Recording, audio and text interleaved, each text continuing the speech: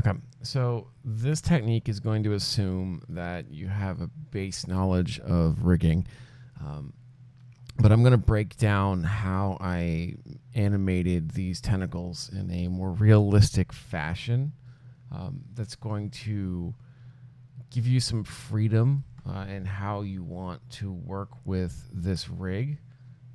So let's jump in. All right, the first thing you're going to notice is that there's a set of nested nulls, which is going to be the basis for this rig. This is done so that way I can keyframe them later on without having to use collision tags, because I had multiple sets of tentacles and I didn't want them to bounce into each other to deal with dynamics. The first thing you'll get is you'll get a model. In my case, I already have everything set up, so it's going to bounce around a little bit. But ideally, it would be in the center of your zero axis on your grid. You're going to joint tool and create a joint chain all the way down your model. Then you're going to select that plus your tentacles. You can middle mouse click and select the entire rig and then create an IK chain. Once you've created an IK chain, then you will create a goal, right? And then that's why that's nested into here. So that's basically how I got here. It's also going to wait. Hopefully, you know about waiting, because this is more so about dynamics and how dynamics were applied to my rig in order to make it realistic. So I'm just going to jump into that. So a couple things that were really important for how I got here. I made sure my strength was at 100% and my position hold was at 100%. Because really what I was doing is using drag and rotation hold in order to get a more realistic, depending on if I wanted softer or a harder position.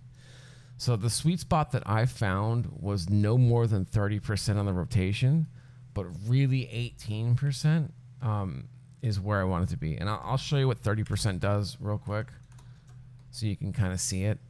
So if I were to grab, for example, my front, right, with dynamics on, you can see it's a little bit stiff, right? Which is a little bit disjointedness, which is a good thing. It just really depends on what you're going for.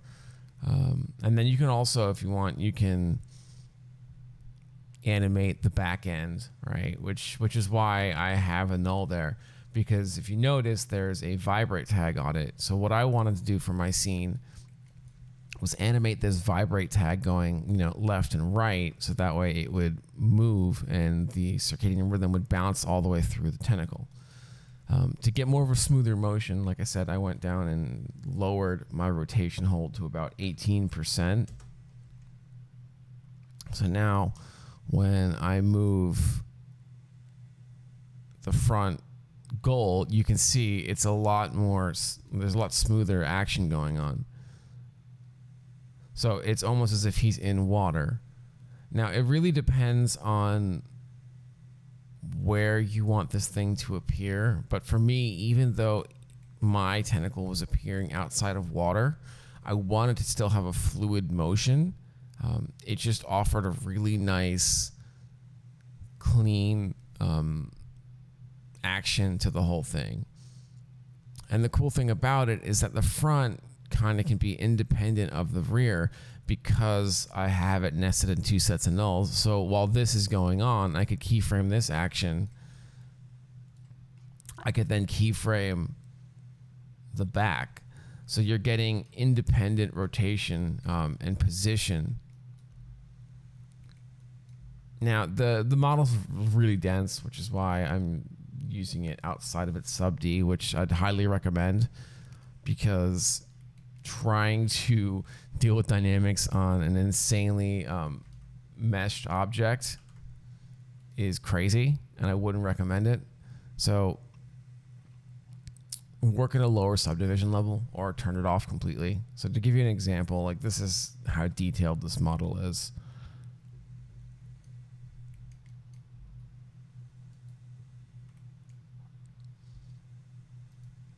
For my vibrate tag, when I got to a point where I was happy with the movement, you can do what you want, but I found out that somewhere between an amplitude of 35 and a frequency around 0.5 was nice for me. It was more subtle than anything else to get it to move in different directions.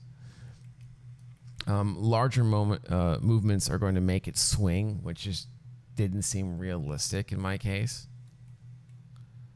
So like I said, just trying to play with the rotation hold and the drag are going to be your best friend in this scenario.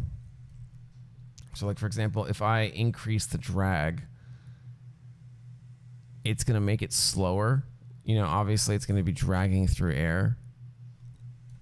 If you drop this drag back down to 80%, you're going to get a little bit more smoother action. Now, something that you can play with is your forces. So in my case, I wanted this tentacle to be horizontal to the ground, right? But you may have tentacles that you want to be vertical. So I turned off gravity completely.